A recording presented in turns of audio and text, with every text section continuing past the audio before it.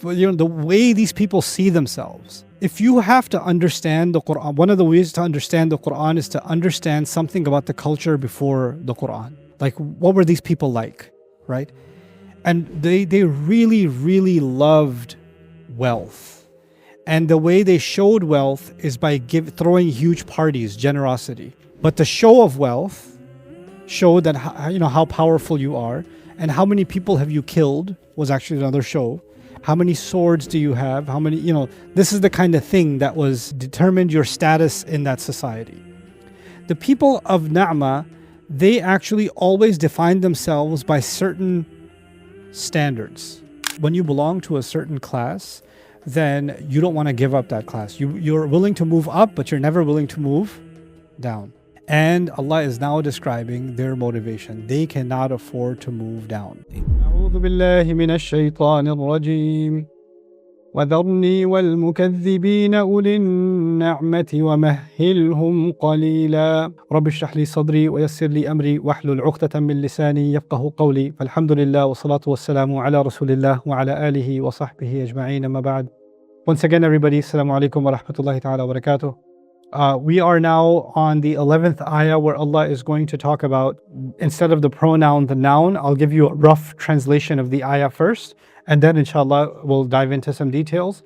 Allah says, وَذَرْنِي, and leave me, وَالْمُكَذِّبِينَ, and those who call this religion a lie, those who lie against this religion, al-mukaththibin. And the words leave me and them means let me deal with them. A figurative expression would be let me deal with them.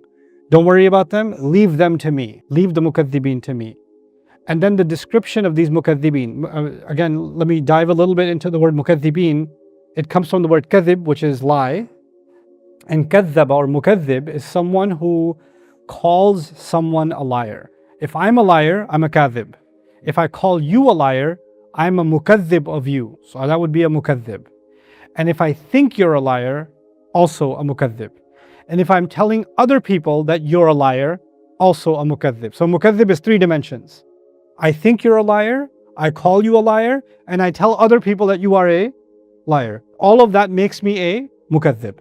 Okay? So Allah says mukaththibin, the people who call the messenger a liar, the people who think the messenger is a liar, and the people who are telling other people that the messenger is a liar, the propaganda people, right? And then he describes them one more description. He gives them one more adjective, and that is ulin na'ma, the people that possess luxury, the people that possess excessive wealth. ما يسمى في اللغة العربية هذه الأيام غنى فاحش, right? So just excessive wealth. Unbelievable money. Ulil na'ma, people of taraf. They say in classical Arabic, they say at-taraf. So now Allah is not talking about everybody and the home. By the way, that home, somebody brought to my attention, a brother brought to my attention, and it's a beautiful observation. A lot of these home that you have to be patient with, one day they will be Muslim. Many of them will be accepting Islam in a couple of decades. Some of them even before then. These people might even include people like Umar bin al-Khattab radiallahu anhu. We don't know. People like Hamza, we don't know. We don't know who's in this audience that is actually going to be the Sahaba, because the Sabiqun are from within these people, right? So anyway, so ulil na'ma, now Allah is going particularly after very, very wealthy people that are starting this propaganda. Yesterday I spent a lot of energy telling you that the people that are at the top will do anything they can to protect their position. You remember that? And they consider the rest of the population stupid that will do their job for them. This ayah was the inspiration behind that concept. Why? Because in the previous ayah, it's everybody talking.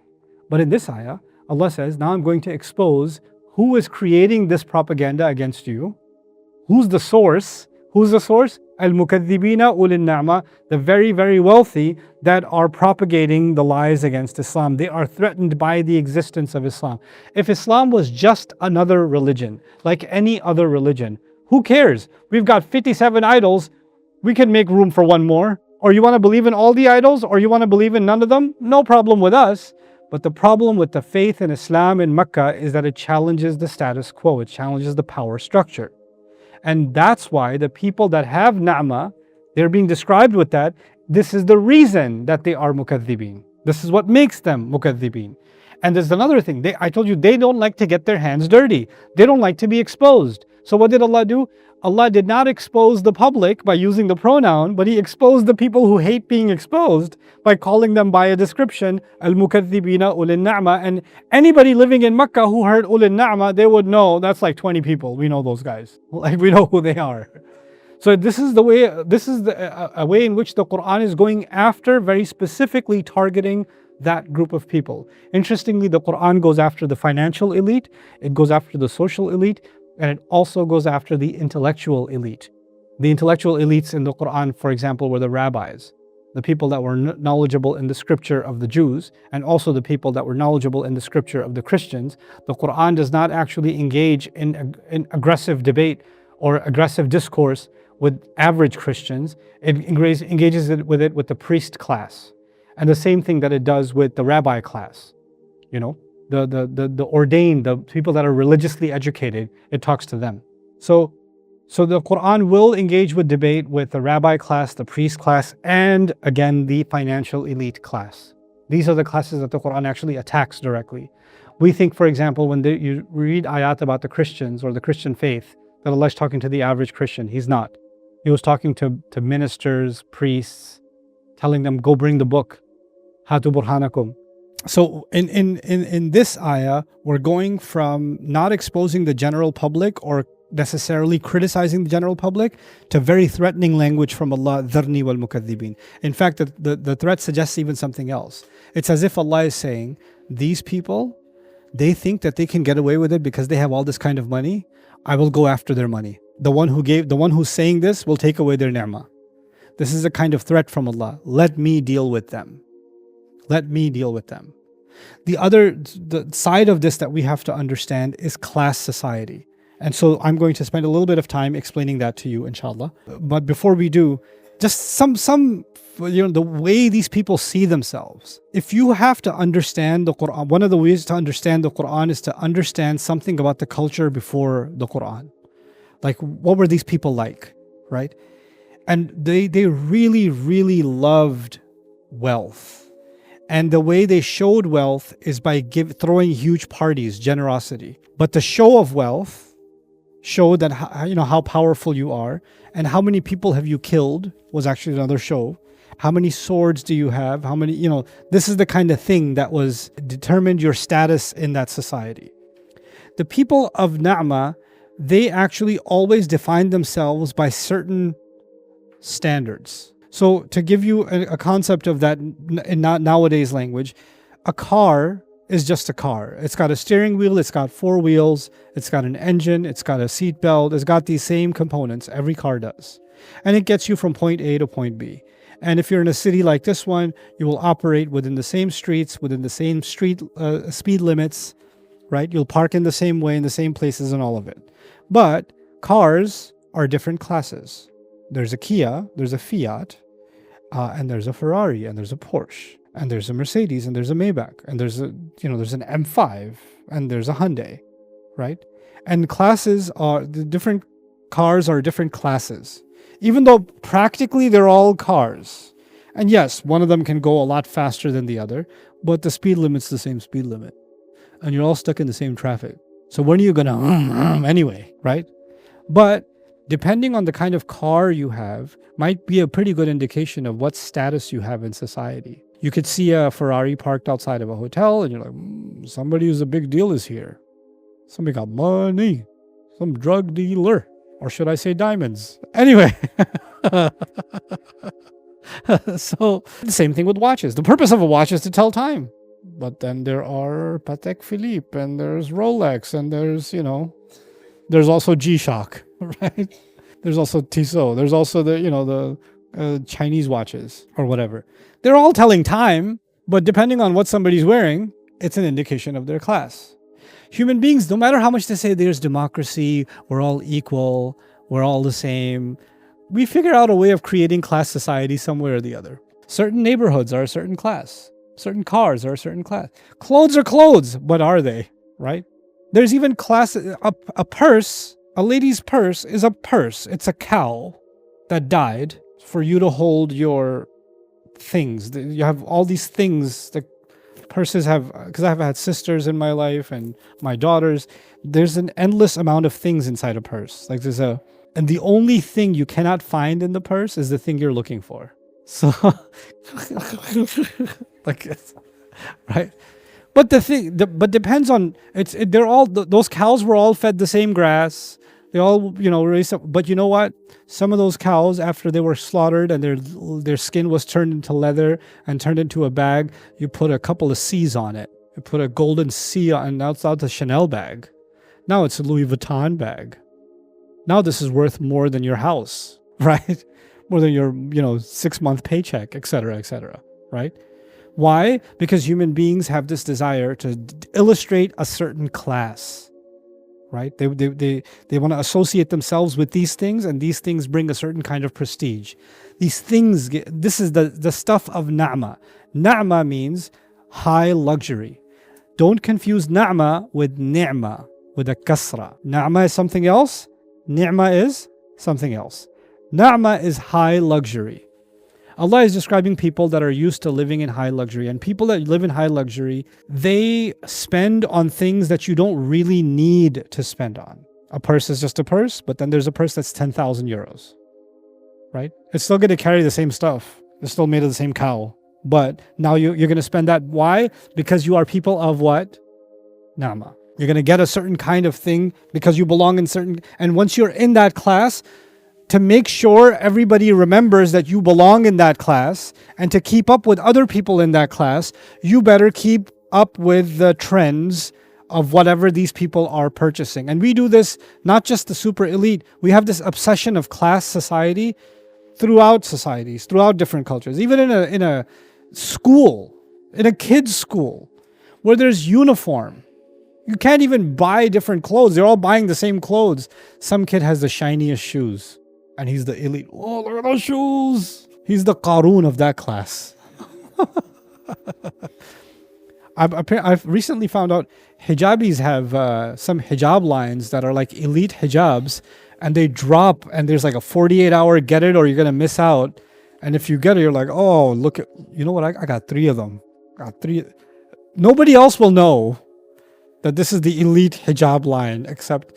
within the hijabs line, there is a hierarchy of the elite hijabis and the peasant hijabis and the farmer hijabis, etc. Like there's what I'm trying to get at, jokes aside, is that when you belong to a certain class, then you don't want to give up that class. You're willing to move up, but you're never willing to move down.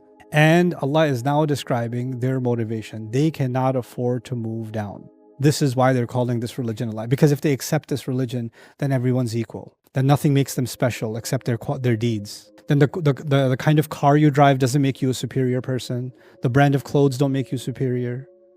The kind of wealth doesn't make you superior. Your akhlaq makes you superior. Your faith makes you superior.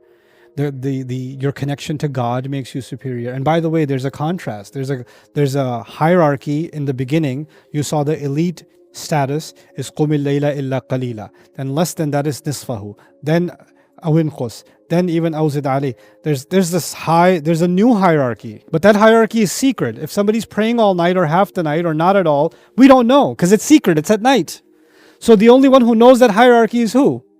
Allah. Allah removed, first of all, He created a spiritual hierarchy as opposed to a material hierarchy. And then He made that spiritual hierarchy a secret. So we're not concerned with who's where. We're just concerned with ourselves. That's it. That's all we're thinking about. And Allah is now highlighting on the other side, there are people who live their entire lives making sure they are seen in a certain rank.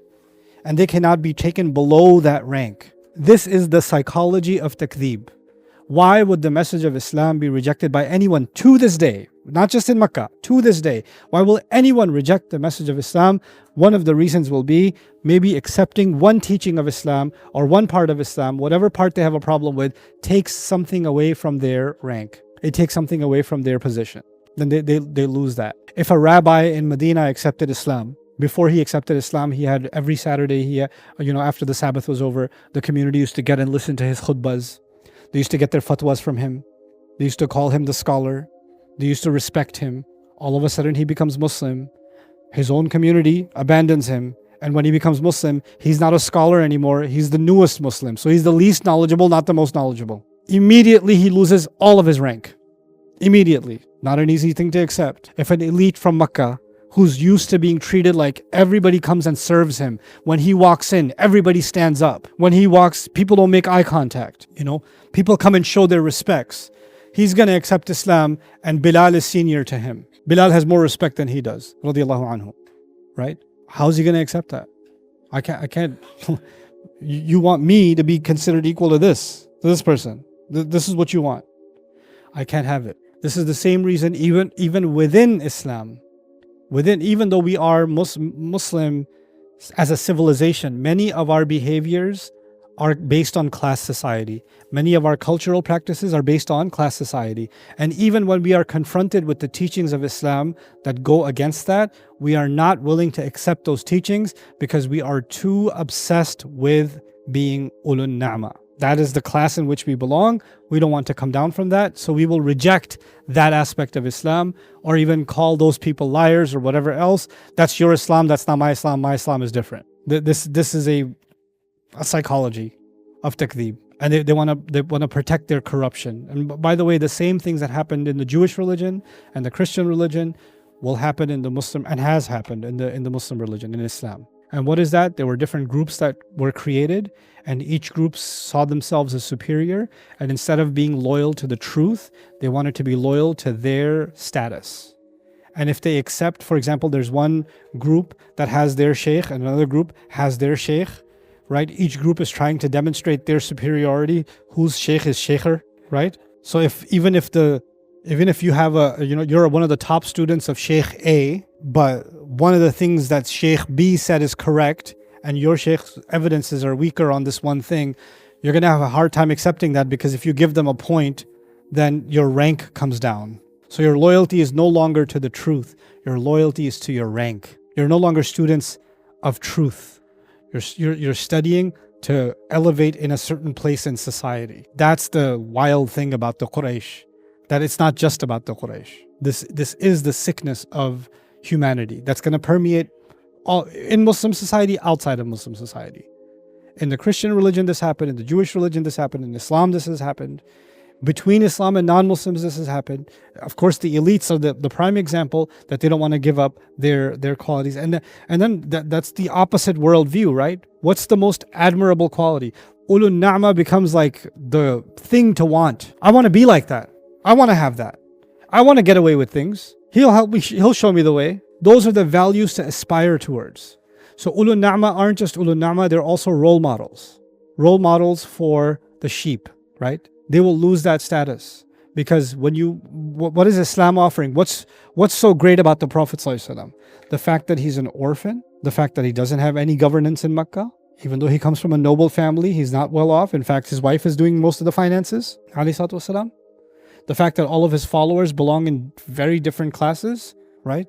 Like, why would I, these are badi al-ra'i. Aradhiluna badi al-ra'i, the Qur'an calls them. The riffraff, the street people of society, whose opinions don't matter. These are the followers of the Prophet, alayhi salatu wasalam. What's so impressive about him? In politics, who wins elections? The person who has the most campaign contributions. The one who has the most wealthy people behind them, isn't it? Who has the most finances. This is an entirely revolutionary structure in which value is not coming from anything material. Value is not coming from na'ma. Value is coming from ni'mah. These people have na'ma. Rasul Sallallahu Alaihi Wasallam has what? Ni'mah. Sirat al-ladhina an'amta alayhim.